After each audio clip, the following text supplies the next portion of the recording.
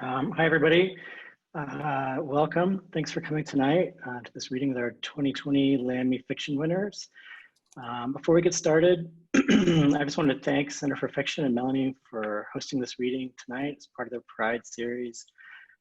Books have always been central to queer culture and identity, which is why I'm so proud of the work that Lambda does. You guys are all obviously familiar with the Lambda Literary Awards, which celebrate the best LGBTQ books of the year. But what you might not know is that the Lammies are just part of our work. Lambda also brings LGBTQ writers into schools. We offer the only writing residency in the world that's exclusively for emerging LGBTQ writers. And we amplify LGBTQ books and writers every day on our site. Tomorrow evening, actually, we're holding our final Pride event, which is Lily Tomlin and Jane Wagner in conversation with Hilton Howells. It's going to be amazing. We'd love for you to join us. All of this work is possible because of financial support from people like you, which is why I would ask if you're able to consider making a donation to Lambda. Like so many people and organizations, the pandemic has had an enormous impact on us. Even as little as $10 helps to ensure that we can continue the work. You can find out more about us, our programs, tomorrow's event on our site, lambdaliterary.org. You can donate directly there as well. Thank you so much. Congrats again to Nicole, Bryan, Hazel, Fiona. And now I'll hand it back to Melanie. Thanks so much, Bryan. Yes, Lambda is an awesome organization, so please do support them.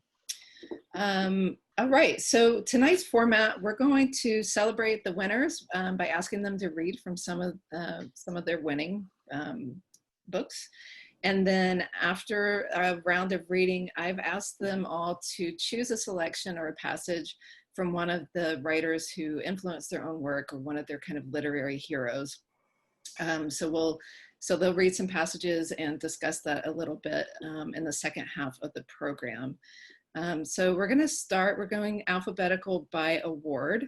So we're going to start tonight with the winner for Bisexual Fiction, and that's Fiona Alison Duncan. Her book is Exquisite Mariposa. Fiona is a Canadian-American artist, writer, and organizer. She's the founding host of Hard to Read, a lit series, and Pillow Talk, community organizing on sex, love, and communication. She lives in New York and Los Angeles. And I'm going to focus our screen on you, Fiona, so that you can take the stage. Okay. Can you hear me okay? Yes. Good. I like this format because I don't have to speak loudly like you would in like a real public space. Okay. Thank you everyone for being here. I'm going to read a passage, a very short passage, and then I'll read a poem that's about one of the characters that's in this passage. I think the most dangerous thing about not feeling real, which I still often don't, is that you're liable to treat others that way. When I quit writing, quote unquote, quit writing, it was for the same reason I killed the reality show contract. I was afraid of doing harm. I was 6 years old in a party dress when I learned how evil I can be. It was one of those exhilarating first days of spring in Montreal, and we were playing in the park after school. I was playing alone, climbing a favorite tree, which I realized, as I got settled on a high branch, was covered in fuzzy green caterpillars. Hundreds of black spotted green creatures with orange antennae. They crawled all over me, their prolegs were sticky like tiny damp suction cups. I kissed a few of my fingers and placed them back on the branches as delicately as I could. For what felt like a long time, I was in awe of their quantity. I whispered stories to them, named them, and tickled them against my cheeks like butterfly kisses from my baby brother. When my mom called me to go, I shimmied down the tree as usual. On the ground, I saw how my dress was maimed. Splotches of green and yellow were crushed into its full pale skirt. The horror crawled up my back too. I must have killed dozens of new friends in my play. The reality show was too much like the writing I do. Journalistic, invasive, writers are evil, our material is this world, is people, is power, is love. If I'm not killing, I'm at least a thief. I can't make art without stealing. People are my favorite medium. Cats are evil too, and I love them, so maybe it's okay that I am what I am. We're predators, daydreamers, slinky, dethroned royalty, cuddly only when we say. But Tracy was right about the empathy thing. I am not the compassionate creature I wish I were. For years, I've pictured myself hugging, double kissing, teasing, cuddling, and giving love. Instead, I wear what Simone dubbed my turtle shell. It's more like Bowser's shell from Super Mario Bros. My armor is spiky, sharp, untouchable, and it weighs on me. During our road trip, I kept looking at Tracy's back, hunched over the wheel. She had done all the driving, 4,000 kilometers in 4 days, because her car insurance was expired. I had only just gotten my license, and she didn't want to risk more than she already was. I wanted to help. She was obviously in pain, wincing, rolling her shoulders back. I kept thinking, rub her back. I kept picturing it and I couldn't do it. My turtle shell had turned into a straitjacket.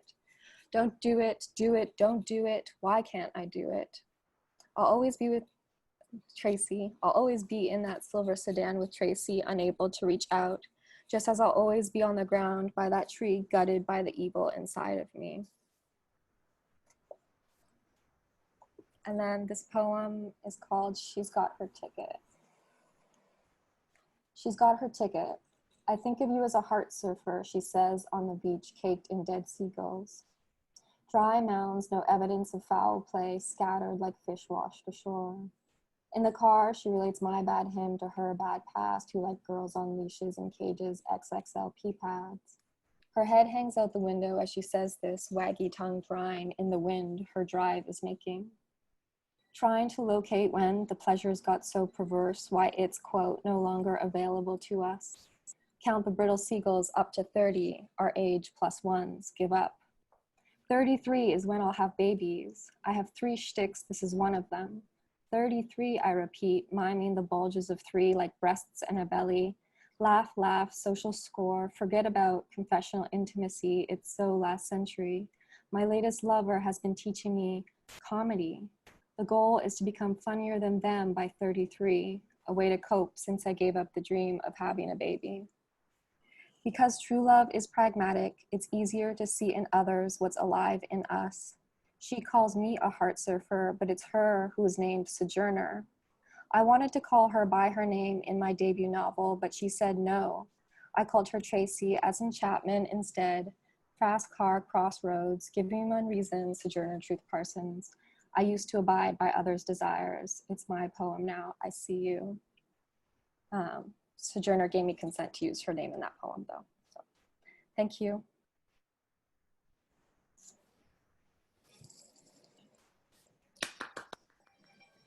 Thank you so much.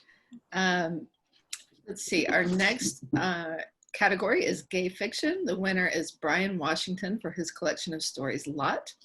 Bryan has written for The New Yorker, The New York Times, The New York Times Magazine, BuzzFeed, Vulture, The Paris Review, Tin House, one story, basically everything that you could ever hope to get your work published in.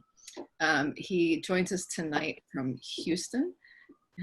Let's get your screen focused here. All right, take it away, Bryan.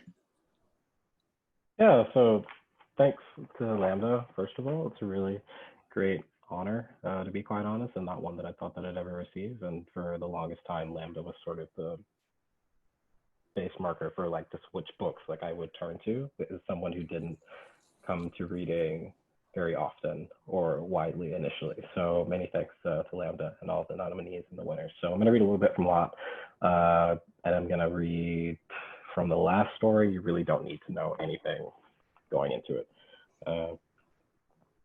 I hear knocking at my door, and of course it's Miguel. Dude's in the same clothes that I saw him in last. And he asks if he can come in, and I say, fuck no. But inevitably, we post up in the kitchen. And he sits, and I sit, and he says, you can offer me something to drink? And I say, don't give me that fag shit. So Miguel just shrugs. And he says, does that mean that you're dry? And I say, that means I've got nothing. It means I've got nothing for you. And Miguel says, then I guess I'm fine. After a while, he rubs his palms on the table. But there are eggs in the fridge, and they're beside leftover beans from the Castillo, and those sit in some Tupperware above a flimsy bag of tortillas.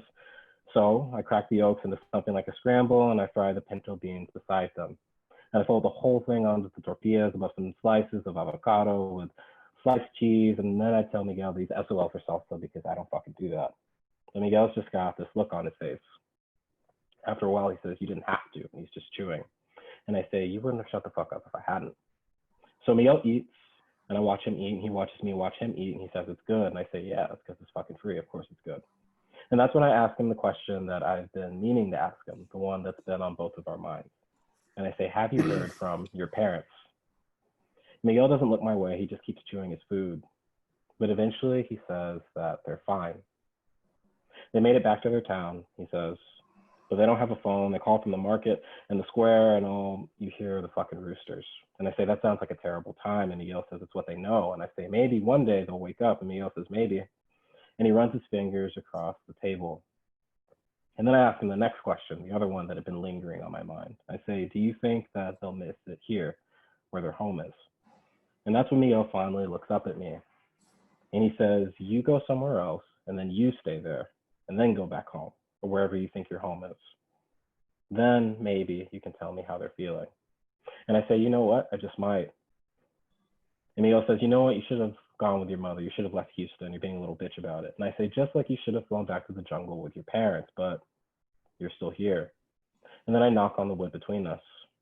And Miguel says, I'm here. And he raps on it too. And the truth is that he could still go. Miguel could leave tomorrow. He could pack a suitcase and catch a flight, and I know that I could too. I could just pack my shit and leave, and it would cost nothing at all. But the same way that I know this, I know that I probably won't. I know that even if we don't always do the things that need to be done, we do the things that we need to do. And I know this the same way that I know Miguel is beside me in this room, standing where my mother, my father, my sister, my brother have in the years and the days before. And so we drift from the kitchen to the living room, and Miguel keeps an arm's length away. And he keeps the photos on the wall, and he asks if the boy in the sweater is my brother. And when I say yes, he says, I could hardly tell, squinting. You don't look anything like him. But of course, inevitably, we end up upstairs, and neither of us says anything about it. In my bedroom, the one I used to share with my brother, and I don't know how Miguel ends up on top of me, but he does. And I'm thinking he'll laugh, or he'll smirk, or he'll make some kind of fucking joke, but he's got this very serious look on his face. And then there's the pressure again, and then he's shifting his weight, ripping at our sweats. And he says, ¿Está bien? And I say, no. And Miguel says, ¿Verdad? And I say, no. And Miguel says, this is not how it usually goes for you. And I say, are you asking me that? Are you telling me that? And then Miguel slips himself inside of me, and I call him something that I don't mean to. And Miguel says, good. It takes a while. It takes a while for us to finish. And then eventually Miguel asks why I'm crying, and I tell him that I'm not. I tell him to stop fucking around. And Miguel opens his mouth to say something, but he doesn't. He just breathes down on my neck, but then we're starting again. But this time it's something that's sweeter, like something that makes sense. And I'm telling him to stop, to leave, to get the fuck out of here. And he's telling me the same, to go, to come back. And then the words start blending together, and we're saying it in chorus, to stop, to stop, to stop, to go on, to get out, to go home. Thanks.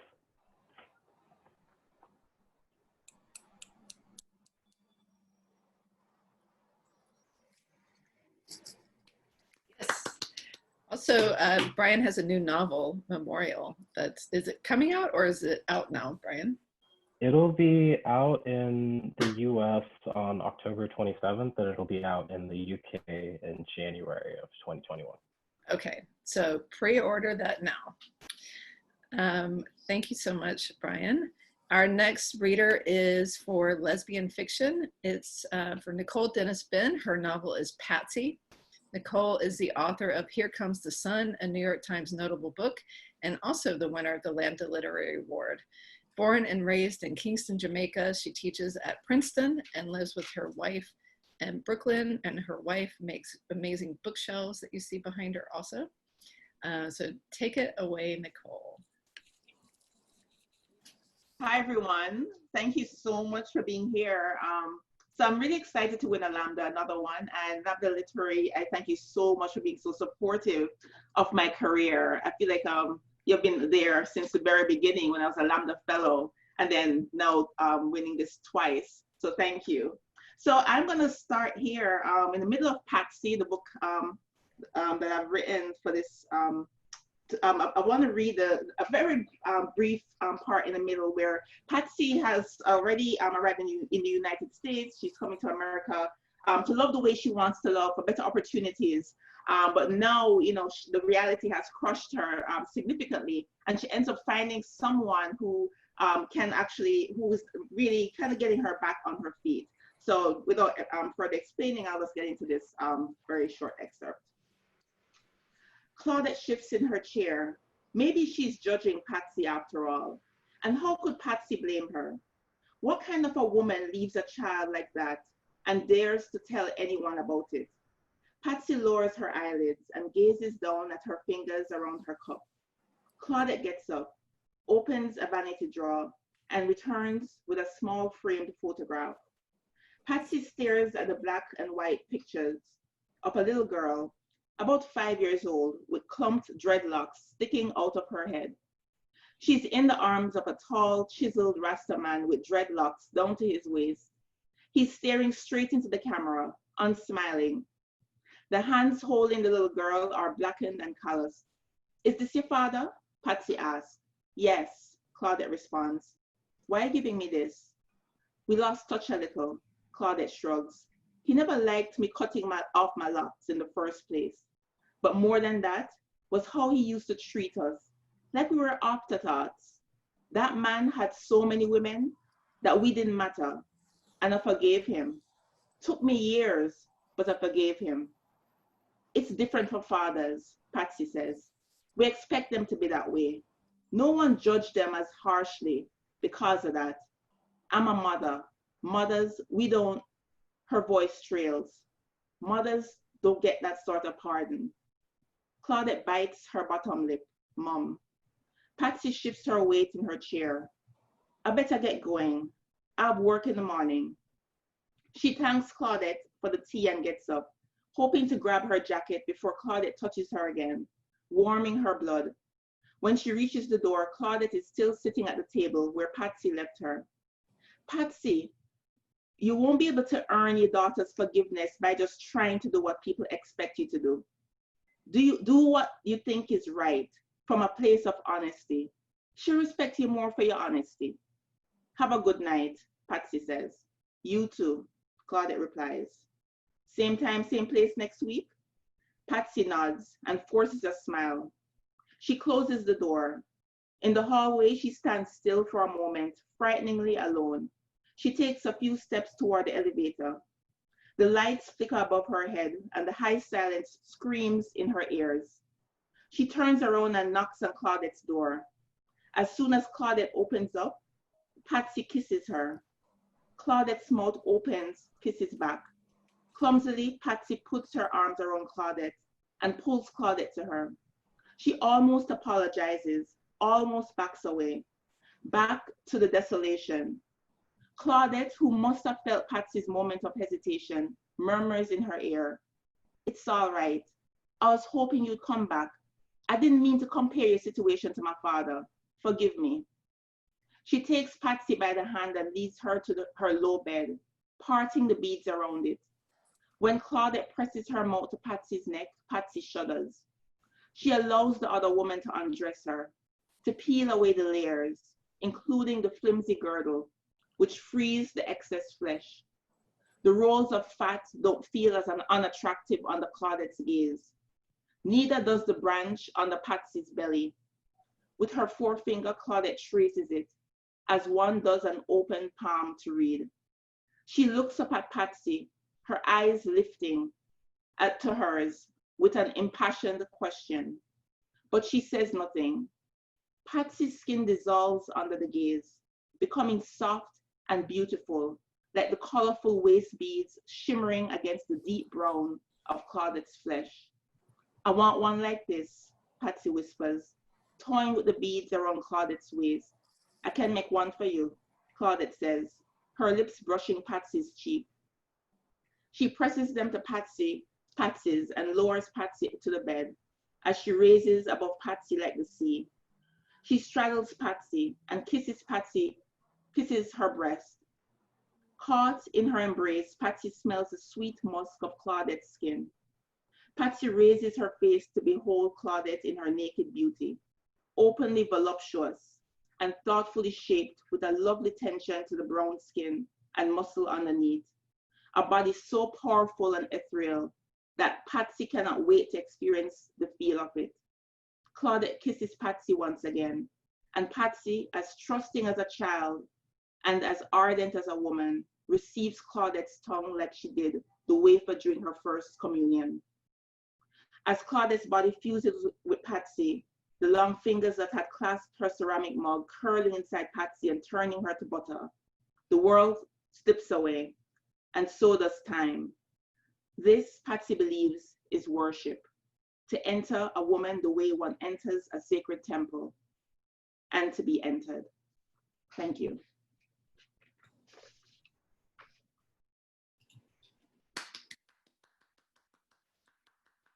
Thank you so much, Nicole. All right, our final reader is Hazel Jane Laplante for the transgender category, and the book is Little Blue Encyclopedia for Vivian. Hazel is a queer trans librarian, cat photographer, and writer.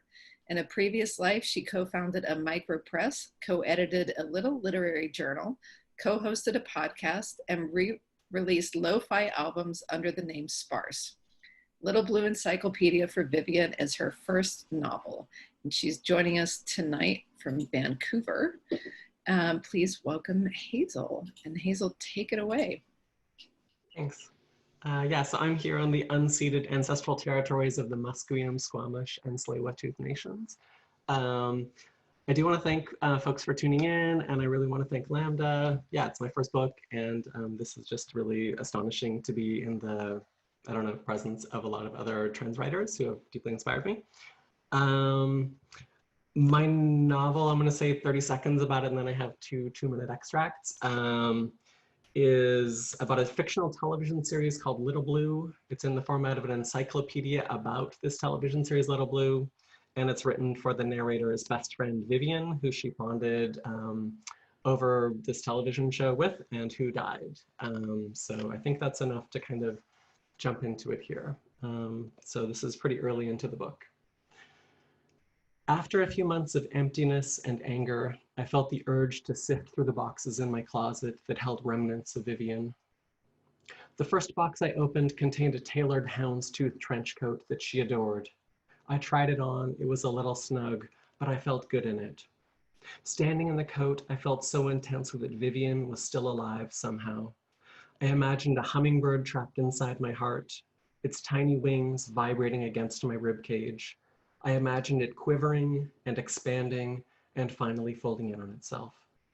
I put my hands in the coat pockets where I found an old tube of lip gloss. Viv was a fiend for lip gloss. Beneath the trench coat, the box held a small collection of albums, books, and DVDs. I removed an album that I recognized and put it on my turntable, Different Class by Pulp. A year or so ago, Vivian had sung its opening song, Misshapes, at karaoke. She couldn't really sing, but she was mesmerizing and impassioned and sang to our table, which was surrounded by half a dozen trans women. It felt like she was singing a defiant anthem that written specifically for us. I was astounded at how easily she could carry the room, even if she couldn't carry a tune. When the song ended, she came back to our table, spent and smiling. "Holy fuck, do I love all of you," she said. She went around and gave each of us a long, slow hug. That may have been the night I realized how much I loved her. And then skipping ahead pretty close towards the end of the book, I'll also mention in passing that the book has illustrations as well. This is the letter U for Umbrella. The illustrations are done by my friend Anjana Younghoy. And yeah, I mean, the book's very much I think an ode to art and to trans femmes, which I think will kind of come across in this brief extract here. I recently went to an art installation called Defeated Umbrellas that Viv would have loved. The entire second floor of the art gallery was covered in broken, abandoned umbrellas. Thousands and thousands of abandoned umbrellas. In several places, umbrellas were arranged in heaps that were taller than me. When you entered, the lights were dim and the umbrellas were all black. As you walked along a winding path, the umbrellas gradually shifted color, becoming lighter and brighter until you found yourself in an expanse of damaged, dazzling red umbrellas. With my store discount, I once bought Viv an umbrella with a cherry blossom design. When her sister Dot and I were cleaning out her apartment, we found the umbrella. It had a couple of broken ribs, and I wondered if this was the umbrella she'd held above a lover during a torrential downpour on a park bench one night. The rain fell in sheets while she held the umbrella and her lover fucked her in the darkness. She told me the umbrella she was holding had been damaged by the wind.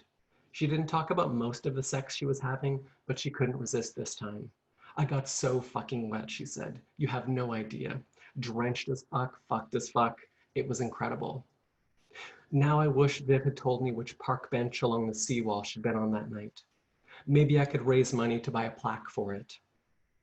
In loving memory of Vivian Close, who experienced one of the best fucks of her life during a rainstorm on this bench.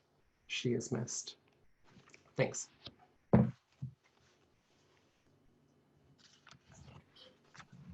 Thank you so much. Thank you, all of you, and huge congratulations on your Lambda Awards, and also happy Pride.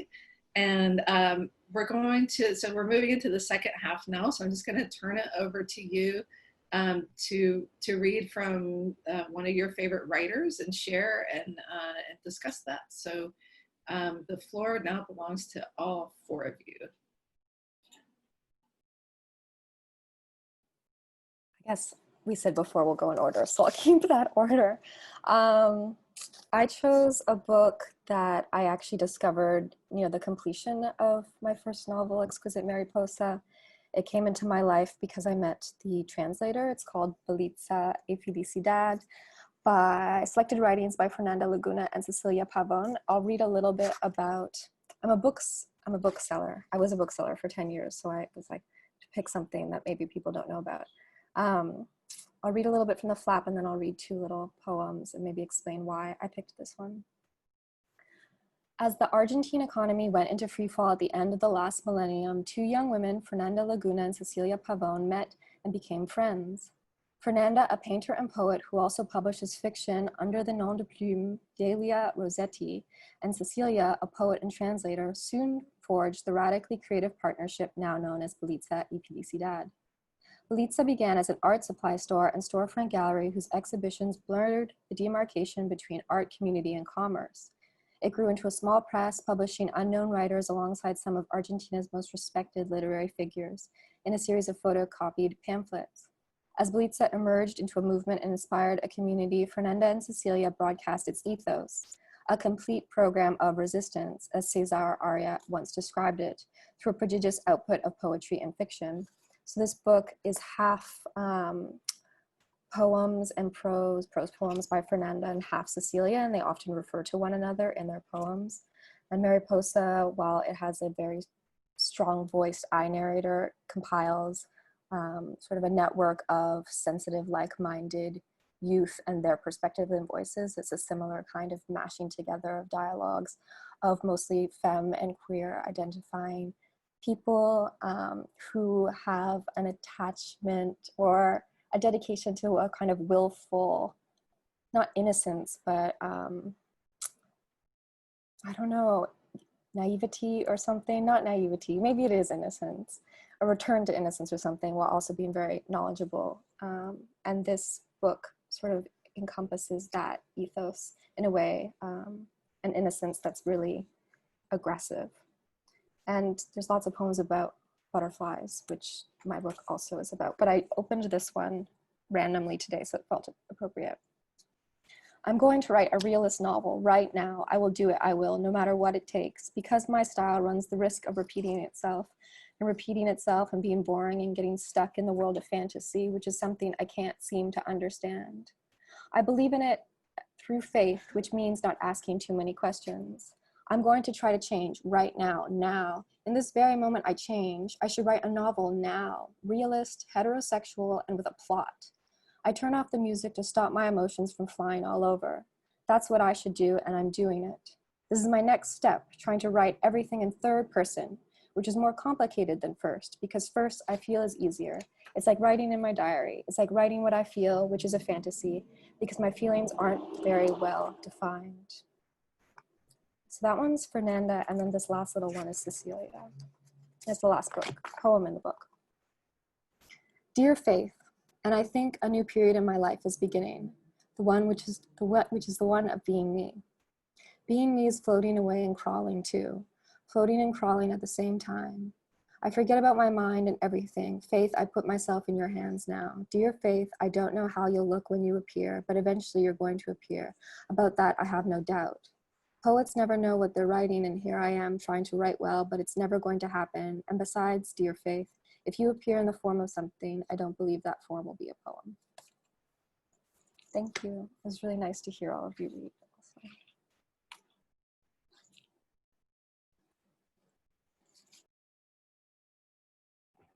Okay, so going in the same order, I'm going to read a little bit from Jacqueline Woodson's Another Brooklyn. I'm not going to do too much to introduce it. I just think it's a perfectly crafted book. So I'm going to read a little bit from near the end. And I think that what really not drew me to the text the first time I read it, but something that I keep returning to is just like the impenetrability of the structure. Like, I just think that what Woodson does here is just like really remarkable and just amazing. So I'll read a few graphs, and you don't need much context going into it. I spent my 20s sleeping with white boys in photoless rooms filled with jazz. As I pushed their resistant heads down, I thought of Brooklyn, of Jerome and Sylvia and Angela and Gigi. I cried out to the sounds of brown boys cursing and Bowie's trumpet wailing. When I pulled my lovers into me, my eyes closed tight against the faces I had grown up believing belonged to the devil. I imagined myself home again, my girls around me, the four of us laughing, all of us alive. In the Philippines, a beautiful brown man pressed his lips to my feet again and again, saying, always begin here. In Wisconsin, I promised my housemate turned lover that I'd stay with her always. Months later, as the scattered pages of my dissertation lay finished and approved on the floor beneath us, I kissed her slightly parted lips as she slept and left in the night. In Bali, I waited at night for a beautiful black man from Detroit to show up in the dark. Say it, he begged, our bodies moving against each other with such a hunger. We laughed out loud. It's just 3 damn words. I turned 30 in Korea, cried for a week because I thought I was pregnant, then cried for another when it was certain I was not. In the background, Abby Lincoln sang It's Magic, and I saw again the view of our block from a high-up window, the children playing below my brother and me. Once in a cafe in San Francisco, the woman I lived with for 8 months asked, why did I sleep with fisted hands? Do I? Yeah, you do, she said. Once, I came very close to saying, for a long time, my mother wasn't dead yet, but didn't. And that's it. Please read the book if you haven't yet. It's just so great.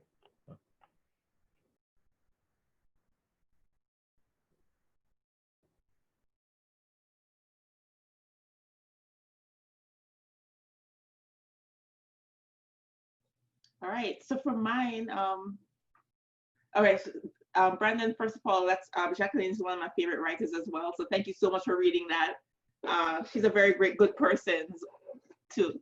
All right, so mine is Sula by Toni Morrison, and my favorite paragraph that I'm about to read has resonated with me for a very long time. So this is it here. In a way, her strangeness, her naivety, her craving for the other half of her equation was the consequence of an idle imagination.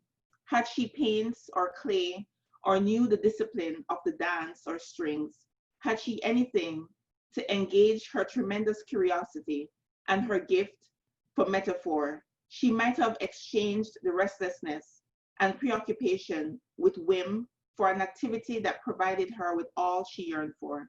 And like any artist with no art form, she became dangerous. And that's it. So Sula by Toni Morrison. Please get the book if you haven't read it yet, but this is a classic.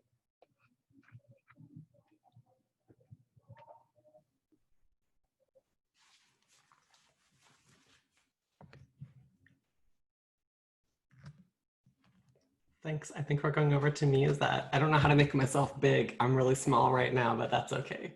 I can survive as a small person. Yeah, when I was asked to read something by someone who influenced me, it was like kind of a, I don't know, I'm imagining for all of us, it's kind of a tricky one. Like there were lots of different folks who I bounced between.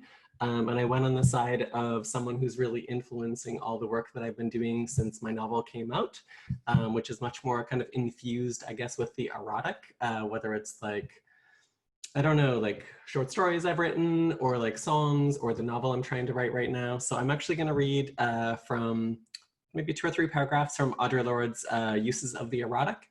And I don't have my copy of Sister Outsider here, so I'm actually going to read it from Pleasure Activism, which is also great. Yeah, so here we go. Our erotic knowledge empowers us, becomes a lens through which we scrutinize all aspects of our existence, forcing us to evaluate those aspects honestly in terms of their relative meaning within our lives. And this is a grave responsibility, projected from within each of us, not to settle for the convenient, the shoddy, the conventionally expected, nor the merely safe. During World War II, we bought sealed plastic packets of white, uncolored margarine with a tiny, intense pellet of yellow coloring perched like a topaz just inside the clear skin of the bag. We would leave the margarine out for a while to soften, and then we would pinch the little pellet to break it inside the bag, releasing the rich yellowness into the soft, pale mass of margarine. Then, taking it carefully between our fingers, we would knead it gently back and forth over and over until the color had spread throughout the whole pound bag of margarine, thoroughly coloring it. I find the erotic such a kernel within myself. When released from its intense and constrained pellet, it flows through the colors of my life It flows through and colors my life with a kind of energy that heightens and sensitizes and strengthens all my experience. Thanks.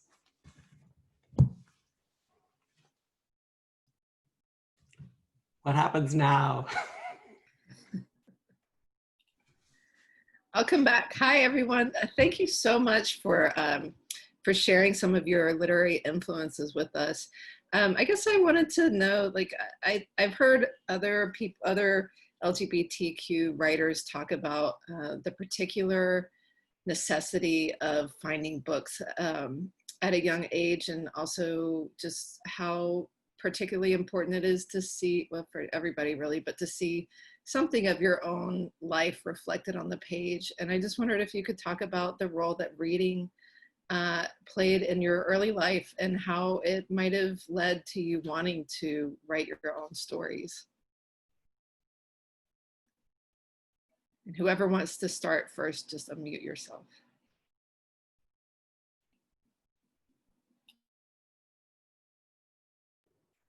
I think that my answer would probably be one of the easiest, in that reading really didn't play a role in my early life. Like, I was super not a reader. Like, whoever you have in your life that is not a reader, I read less than that person. But it was through queer literature that I started seeing the sort of threads between the narratives that I held dear and the narratives that I wanted to see in my own life come together.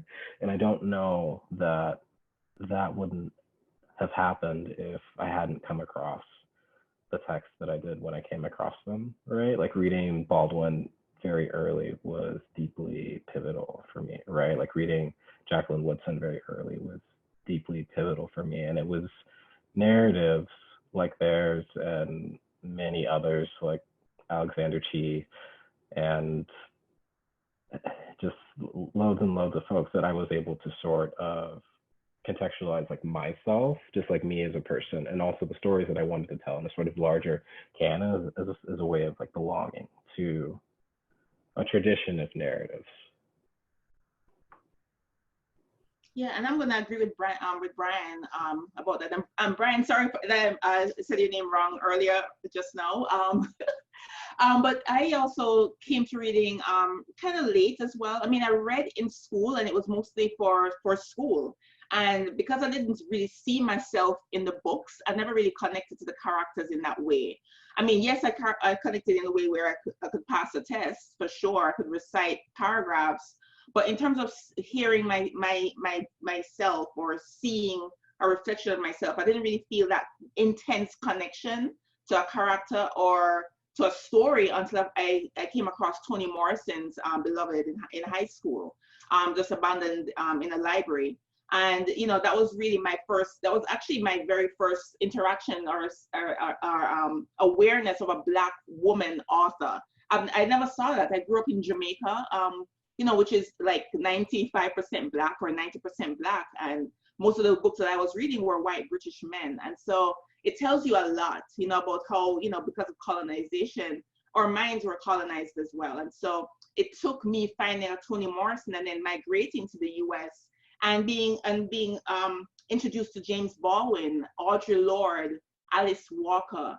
And it's interesting that these are African-American authors, with the exception of Audre Lorde, who is Caribbean like myself, a second-generation Caribbean immigrant, but also American. And me seeing myself in those books, especially when we talk about intersectionalities, being queer, being Black, and, being female, when we talk about Audre Lorde, for example, or even Alice Walker. And I felt whole for the very first time. I never felt like I could actually be present or be a writer or be anything in terms of who my identity is until I met myself in those books. And so it was really, the early college years that I felt for the first time that I could write, that I could tell my own story and own my voice.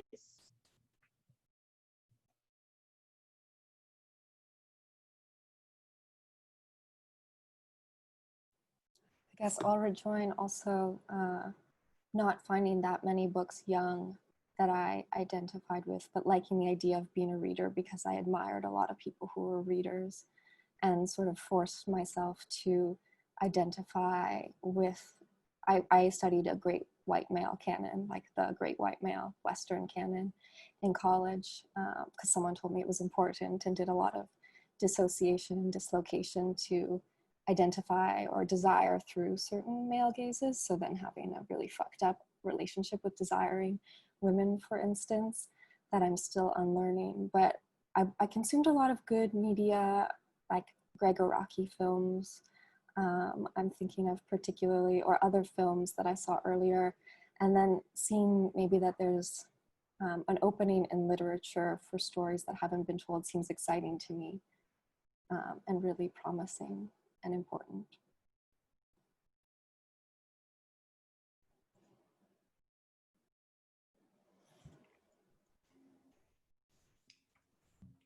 Yeah, for me, I think I'll be echoing probably what some other folks have already said here, which is, yeah, I definitely don't think that I saw a lot of representations of trans folks when I was like growing up. That was not really a thing. I was born in the 70s, and I don't know, I wanted to be a writer back then. I think I was sort of trying to write things.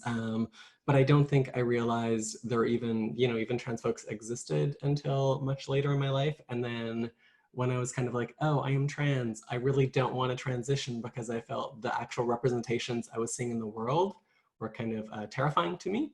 And I think I started seeing different sort of representations through novels and through like memoirs and things like that, where you get a much richer sense of someone's life instead of, say, a film. Yeah, I've talked to a few people about that Netflix documentary. Is it called Disclosure? Is that the one that's about like trans folks? Yeah, I mean, there's lots of scenes of like, people throwing up after seeing folks' genitals and things like that. But then I discovered, books by, say, like Imogen Binney and like Casey Plaid and Vivek Shraya and Kai-Ching Tom, Tori Peters, like a number of these kind of folks who were doing really fun shit. And I was just like, oh, wow, there's like this sort of like energy. And there are ways of kind of being able to be in the world and talk about things besides just transitioning and stuff like that too. So I don't know if that answers your question, but that's my answer. Yes, thank you. And I guess just one last question for each of you, and that's what advice would you give to a new writer who's trying to find a way to get their voice out into the world?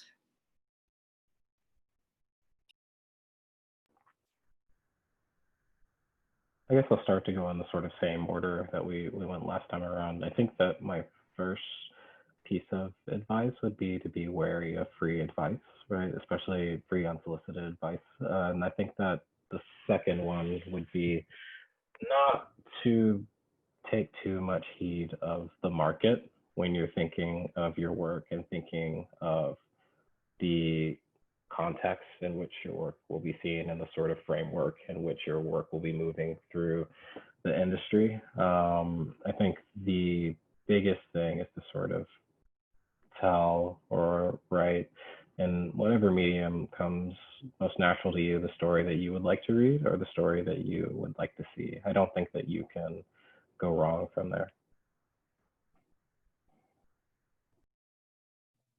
Yeah, I would definitely tell a young writer not to give up. You know, it took really a long time from our books to even reach shelves, you know, be widely displayed in bookstores, you know, and I'm talking about queer writers, I'm talking about Black writers and books by people of color in general. And I'm sure it was so easy to give up in the past. But like Bryan just said, you know, you love a story, push through. If you have never seen it written, you know, as Toni Morrison had said, write the books you want to read. And, you know, stick to that, you know, and find community, find mentors who you look up to, mentors who would actually encourage you, friends or people in your community who would encourage you. Because like I said, it's so easy to give up. It's so easy to get your rejection letters and just crumble. And so find people around you who can lift you up, you know, and encourage you along the way. And just know that, just trust your stories and your worth as a writer and just move forward.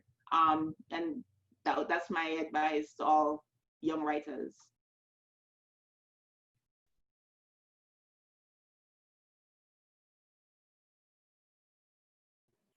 I guess I'll pass along 2 pieces of counsel that were useful to me, and they were unintentional counsel in that someone didn't say do this, but I heard it and it was useful. One was that the best way to learn to write is to read. And I love that when I'm reading, I feel like I'm working, or if you want to procrastinate while you're writing, just read.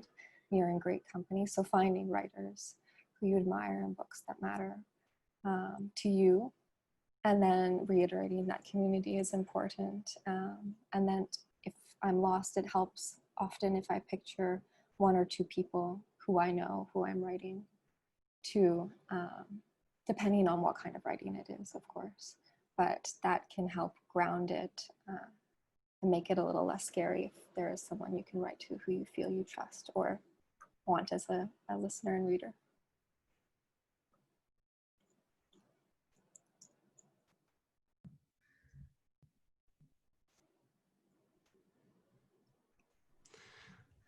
Yeah, I don't know how to make myself big. I will, sorry, I don't have that magic ability. Yeah, I mean, everything I would say I feel has already been said largely. I mean, for me, a lot of it is, I think, like making the thing that you wish existed in the world. Like the thing that if you were in the bookstore and you saw a book, you'd be like, what the fuck? How did I not write this book? Who is the person who wrote this? They must be my doppelganger. That kind of thing. I don't know, I think be willing to be weird. Like, I feel like some of the stuff in my book that I thought was going a bit too far is a lot of the stuff where people were like, yeah, I haven't read that thing before, or I really appreciate the kind of weirdness of the thing. Like, I remember a good friend of mine read it and I was like, is the section about butt plugs too long? And she was like, you could expand that. I was like, okay, great, good to know. Yeah, and I think patience is like another thing that, like, when I sent my manuscript out, it just went in the kind of slush pile or whatever, and I had to wait 6 months to hear back from anybody, and I hadn't heard back from anybody. So then I was like, hey, just following up. I know stuff falls through the cracks, and just being able to kind of move on to the next thing, because it's pretty slow. I don't know, having books come out in the world, and then there's this other editing process and a lot of energy and patience, I think. Because yeah, it's pretty easy to give up, because there isn't anybody who's necessarily over your shoulder being like, you need to do this thing. You know, because it's a tricky one where it's like, you know what the world needs? Me to write a story and you to pay money to read it. You know, it's like a tricky one. Yeah.